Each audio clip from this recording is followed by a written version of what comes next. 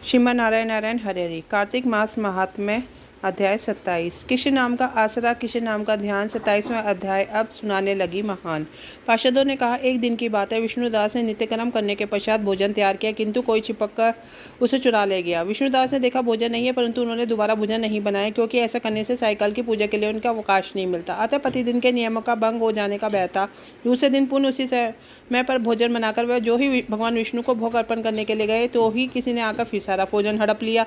इस प्रकार 7 दिन तक लगातार कोई उनका भोजन चुरा कर ले जाता रहा। इससे विष्णुदास को बड़ा विस्मय हुआ। वह मन ही मन इस प्रकार विचार करने लगे, अहो ओह, कोई प्रतिदिन आकर मेरी रसोई चुरा ले जाता है। यदि दोबारा रसोई बनाकर भगवान तैयार करता हूँ तो साइकिल की पूजा छूट जाती है। यदि रसोई बनाकर तुरंत ही भोजन कर लेना उचित हो तो मुझसे यह ना होगा, क्योंकि भगवान विष्णु को सब कुछ अर्पण किए बिना कोई भी वैष्णव भोजन नहीं करता। आज उपवास करते मुझे 7 दिन हो गए। इस प्रकार मैं व्रत में कब तक इससे रह सकता हूँ। अच्छा, आज मैं रसोई की भली भांति रक्षा करूँगा। ऐसा निश्चय करने के भोजन पछाड़ने के पश्चात वह वही कहीं चिपका खड़े हो गए। इतने में ही उन्हें एक चंडाल दिखाई दिया, जो रसोई का अन्न हरकर जाने के लिए तैयार खड़ा था। भूख के मारे उसका सारा शरीर दुर्बल हो गया था। मुख पर दीनता छा रही थी। शरीर में हाड़ और चाम के सिवा कुछ शेष नहीं बचा था।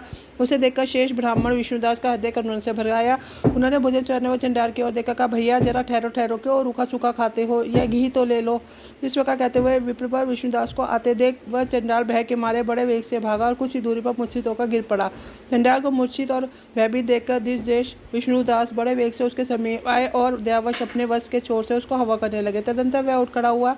तब विष्णुदास ने देखा वहाँ चंडाल नहीं है, बल्कि साक्षात नारायण ही शंख चक्र और गदा धारण किए सामने उपस्थित है। अपने प्रभु को प्रत्यक्ष देखकर विष्णुदास सात्विक भावों के वशीभूत हो गए। वह स्तुति और नमस्कार करने में भी समर्थ ना हो सके। तब भगवान के सात्विक व्रत का पालन करने वाले अपने भक्त विष्णुदास को छाती से लगा लिया और उन्हें अपने जैसा रूप देखा वैकुंठ धाम को ले चले। उस समय यज्ञ में दीक्षित हुए राजा चोल ने देखा विष्णुदास एक शेष विमान में बैठकर भगवान विष्णु के समीप जा रहे हैं। विष्णुदास को वैकुंठ धाम में जाते देख राजा ने शीघ्र ही अपने गुरु महर्षि बुदल को बुलाया और इस प्रकार कहना आरंभ कर दिया, जिसके साथ स्पर्धा करके मैंने इस यज्ञ दान आदि कर्म का अनुष्ठान किया है, वह ब्राह्मण आज भगवान विष्णु का रूप धारण करके मुझसे पहले ही वैकुंठ धाम को जा रहा है। मैंने इस वैष्णव धाम में भली भांति दीक्षित होकर अग्नि में हवन किया और दान आदि के द्वारा मनोरथ पूर्ण किया, तथापि अभी तक विष्णु भगवान मुझ पर प्रसन्न नहीं हुए और इस विष्णुदास को केवल भक्ति के कारण ही श्री हरि ने प्रत्यक्ष दर्शन दिया है।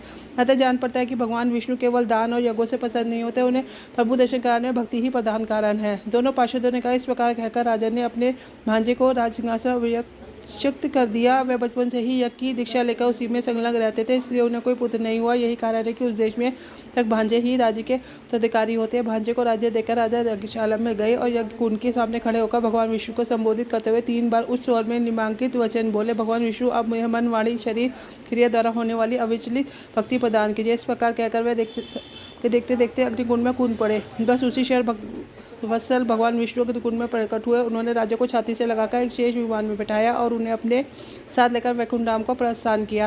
नारद जी बोले, हे राजन, जो विष्णुदास थे वह तो पुण्यशील नाम से प्रसिद्ध भगवान के पार्षद हुए और जो राजा चोल थे उनका नाम सुशील हुआ। इन दोनों को अपने ही समान रूप देकर भगवान लक्ष्मीपति ने अपना द्वारपाल बना लिया। इसी के साथ 27वां अध्याय पूर्ण होता है। लक्ष्मी नारायण नारायण हरि हरि।